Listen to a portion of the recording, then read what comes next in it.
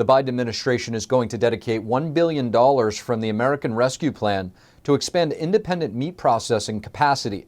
It's part of a plan to curb rising prices for meat and poultry. In a virtual meeting Monday with farmers and ranchers from around the country, President Biden talked about his plan to increase competition and bring down the prices in the meat industry. The meat industry is a textbook example on the price side. 4 big corporations control more than half of the markets in beef, pork, and poultry. He blamed those conglomerates as middlemen that have led to rising prices for consumers and dwindling profits for farmers and ranchers. Our farmers and ranchers have to pay whatever these 4 big companies say they have to pay, by and large. But that's only half of it. These companies can use their position as middlemen to overcharge grocery stores and ultimately families. Biden says that there are 4 parts to his action plan. First, we're going to invest $1 billion in new and expanded meat and poultry processing capacity, funding that was included in the American Rescue Plan to revive our economy. Biden's plan also includes $100 million for workforce training and safety. Moreover, it's trying to strengthen rules that require farmers and ranchers to get a fair price for the meat that they provide. The White House meeting occurred as high inflation has thwarted Biden's economic agenda and hurt his public approval. Consumer prices in November rose nearly 7% over the past 12 months at a 39-year high. High meat prices is a major contributor, which has climbed 16% from just a year ago.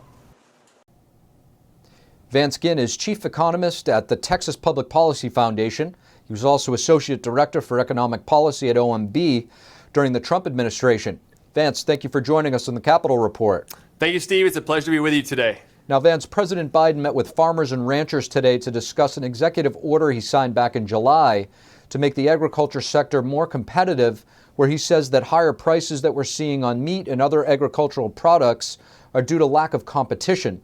Is this the main reason Americans are paying more at the grocery store, or is it possible that inflation might be playing a role as well? Well, it seems like they're willing to blame anything else other than the bad policies out of Washington for what we see. I mean, we have massive inflation across the United States. The consumer price index is measured year over year at 6.8%, which is the highest that we've seen in nearly 40 years. A whole generation hasn't seen this type of inflation. And so inflation tends to pop up from different places across the economy, and one of those is being meat. Now, sure, some specific prices for goods and services will be impacted by the market fundamentals, labor shortages, increased demand, things of that nature. But overall, what this boils down to is Congress spending too much money, running up massive debt, which gives the Federal Reserve, our central bank, ammunition to print more money. So what we see is too much money chasing too few goods, which is the classic example of inflation. And so while they might want to blame these monopoly situations and other things throughout the economy,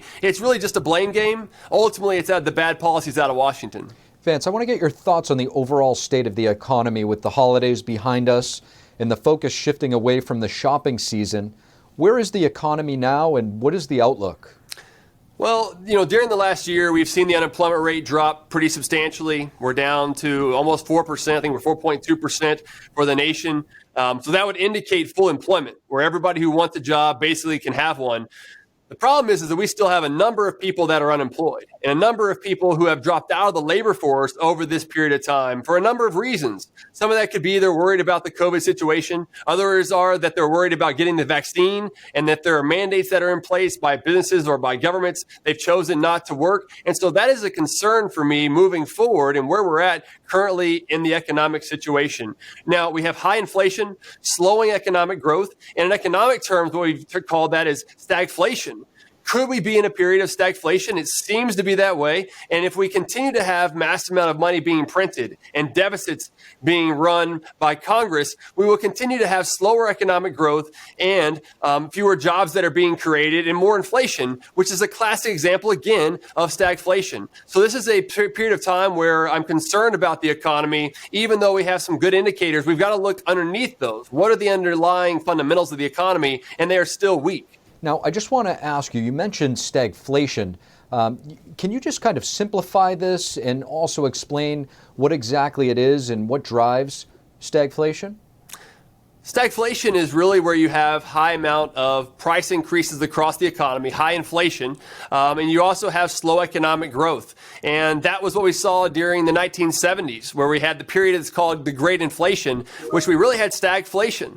The bad Carter years and the bad policies that were coming out of Washington, we don't want to get into that situation again. And unfortunately, President Biden seems to be taking pages out of the playbook of President Carter whenever you're trying to increase the size and scope of government, spend too much money, over-regulate things, and then that drives less economic growth and higher unemployment and higher inflation in the process. You mentioned the mandates a moment ago. Some people are saying that the fact that the Biden administration has not implemented another federal shutdown, especially based on the way Omicron has been spreading and some of the measures that have already been taken, that it's an indicator of how fragile the economy truly is.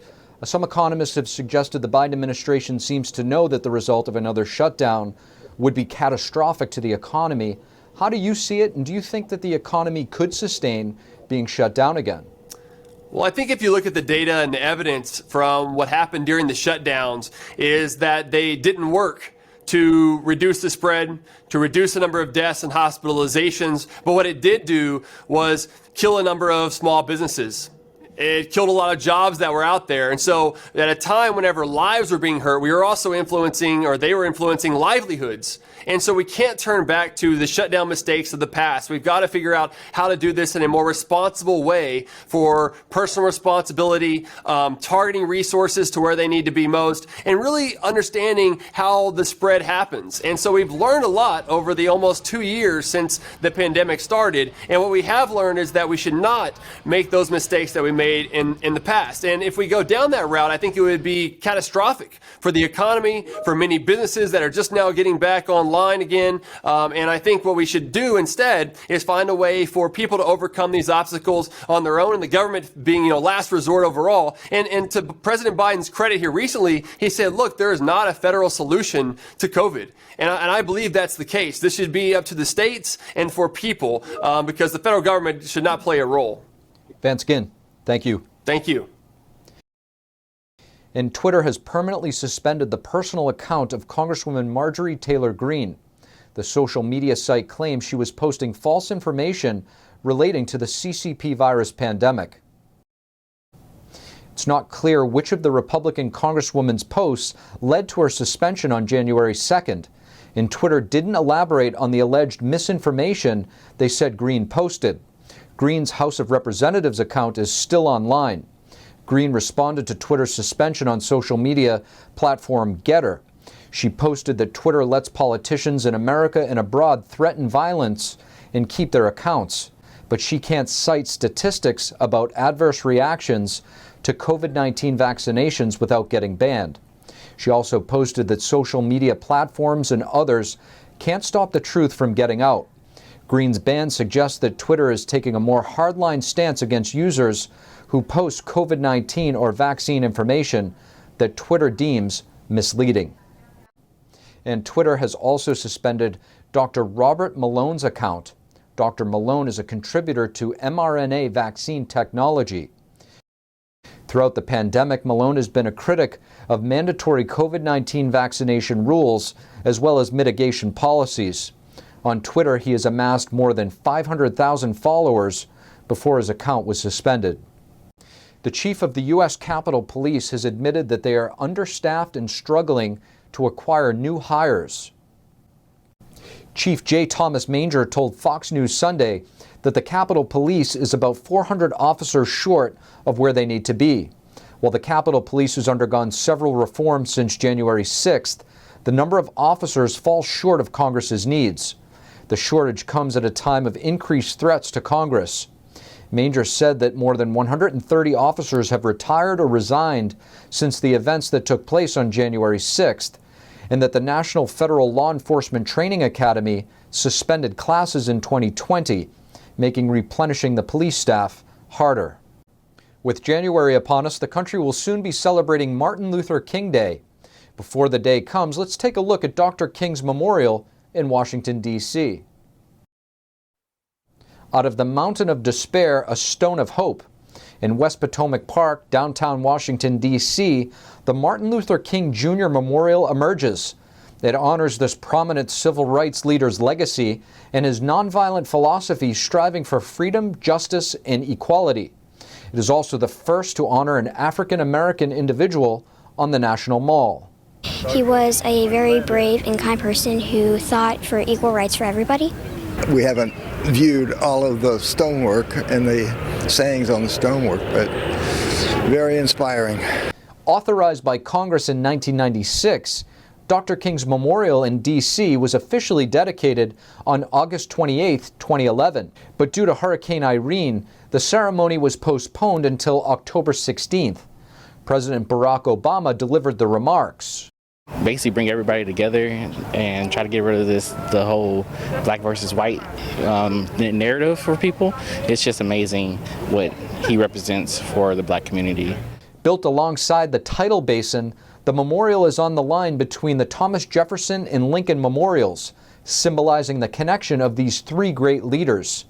In his speech, "I Have a Dream," Dr. King stood on the steps of the Lincoln Memorial and referenced the Declaration of Independence, penned by Thomas Jefferson. The three memorials also form a perfect reflection of America's core values and history, from promising that all men are created equal to the freeing of the slaves and the final push for full and equal rights.